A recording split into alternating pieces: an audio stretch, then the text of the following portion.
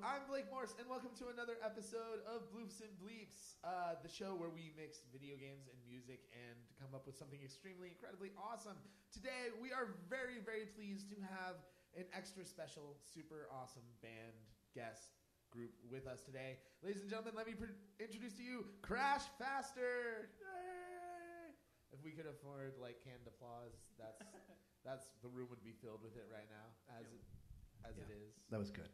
Yeah. So why don't you guys just go down the line and introduce yourselves individually, and then we will chit-chat about your guys' music and junk like that.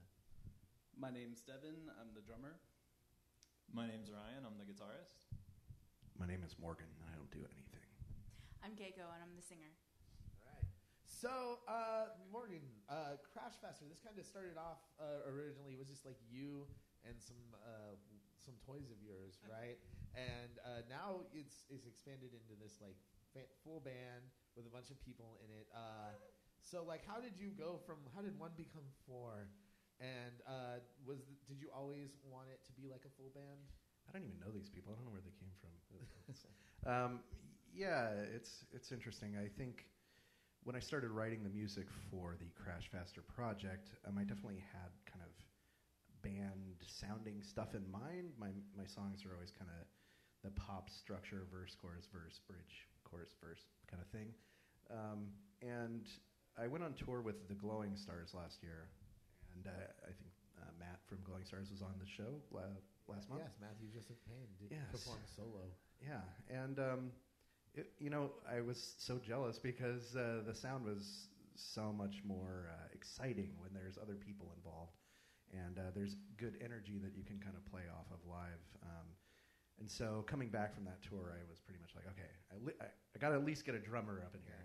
And that's where this guy came in. Nice. And then there were two burly men on stage dancing around. Yes. And we burned so bright. But right after that, we got booked for a really awesome show. We were opening for Anamanaguchi and Starscream, who is now Infinity Shred. Yes.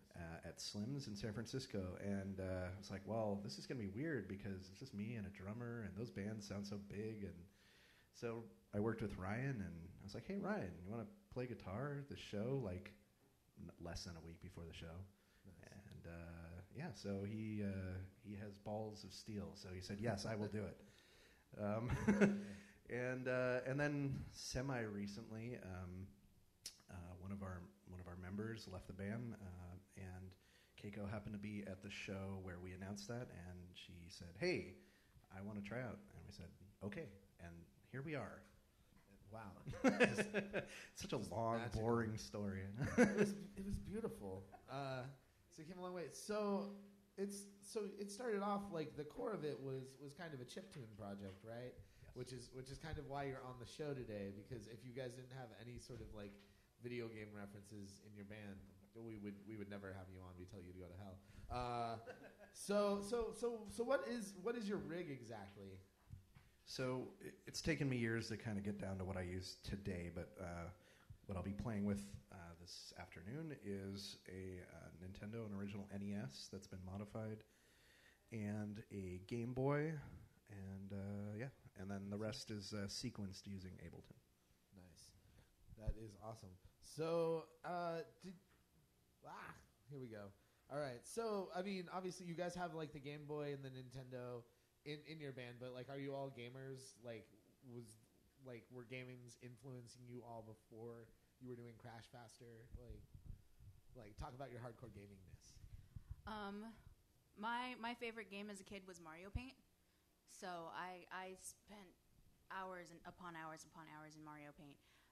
My newest addiction is called Catherine. Have you ever played Catherine? I have heard of Catherine. Oh my God! That game was made for me. I think it's like a romantic horror puzzle game. It's multiple choices, branching paths. Yeah, great artwork, storyline. Those puzzles, pain in my ass. Oh my God. Yeah, I quit early on because those puzzles were kicking my ass too hard. Yeah. I love games. When I was little, I used to make mixtapes with my friends. We would sit there and record the audio output of our favorite games and trade them. And I've loved that sound as long as I can remember. So yeah, it's definitely a huge influence on everything I do. Yes, you all have to answer these questions. I thought you too could love just games. coast through I just did think hanging I out, could but no, coast. this isn't that kind of interview. I like games. And beautiful. Played a lot of them. Yeah. Yeah, when I was a kid, I remember getting the Nintendo, saving up forever to buy Sega. Still play way too many. Currently addicted to Trials Evolution. There you go. Look, you guys are all real gamers. Look at this. Like you're not being like, oh, I like Call of Duty, bro. I get on there, I just pwn noobs all day. It's freaking sweet. It's so sweet. It's totally sweet. Yeah, so I too have been playing games my whole life. The one that's helped me the most with Crashfaster is Rock Band. Rock I Band. play like so much Rock Band. It's Did you ridiculous. play drums before you joined the band, or Yeah. did you just like? I did. Bought Rock Band? I was in bands for a long time, even like 3 at a time, and then all of a sudden I stopped playing and started playing Rock Band with my friends to kind of like keep the Keep the muscle chops reflex up. there, and it actually helped me a lot because you have to be on time perfectly. Yeah. And when you're playing with Game Boys and Nintendos, like you kind of have to be on time exactly. You There's gotta no keep that like rhythm. it's not forgiving at all. So like as the like Nintendo beats are like dropping in the background, are you like going through colors and here's like orange, blue, yellow, green? No, I mean we actually almost set up a Rock Band drum kit and had that routing into his laptop to play it live, but real electric drums are a lot better than those. Yeah. Let's just face They're not the facts. best quality. No, they break easily Mhm. too. Yeah, there you go. But I mean, obviously, you guys are all old school gamers as well. Like, what's your favorite retro game? Just pull it out of your ass right now on the spot. ActRaiser on Super NES is probably one of my favorite games of all time. Yeah, there you go. I love that game. So it's like a perfect blend of kind of a Yeah. bunch of different genres, and That, the like- music is awesome, the art's awesome. That little naked cherub. I love that dude. guy. He's like, He's dude, so sexy. your homies need crops. Streets of Rage. Oh, all right. I'd have to say the old Mega Man games. Little Mega Man games. Yeah. I'm gonna go with the Shadowrun Genesis game. Ooh, getting bold.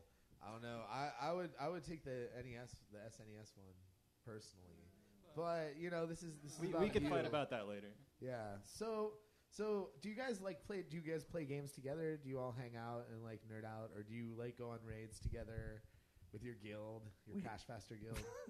We hate each other. No, we've had some rock band nights and things like that, but we're still new as a unit, so we're gonna have a lot of time to get to know each other when we go on tour later this month. Oh, Yes. Oh, you guys Matching. you're gonna be hanging out in a van together. That's yeah. Oh, It's man. gonna get real sexy. Yeah, sexy. That's the word I would use to describe driving around in a van. We'll with each three get other- one color of the Super Famicom button pattern for this. There you go. Yeah, there we go. All right. That's beautiful. You signed up for that, right? Yeah. Are you guys actually all getting matching tattoos? Are you gonna do it like the Lord of the Rings crew cast did? Yes. No. Oh, that's so cute. Where are you gonna get yours? Where else? What the? Yeah, no. Long story. All right. So getting back to the music, chiptunes. Like, what is it about chiptunes that appeals to you guys so much? Like, as a style. Like, why use this sound? Why this style? I think there's two angles for me personally.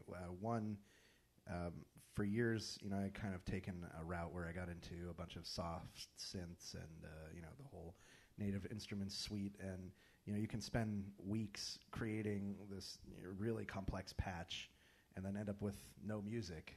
And the great thing about picking up a Game Boy and using a tracker is you're kind of forced into like a little creative box, and makes it a lot easier to kind of focus your creative intent. So it really revitalized me as a musician when I started using it more hardcore, and it's been great for the creative process. The other part of it is that it just sounds awesome. So I don't know if anybody wants to add anything. No, they hate chiptunes. Oh yeah. So he's just like cracking the whip and forcing this stuff down your guys' throat?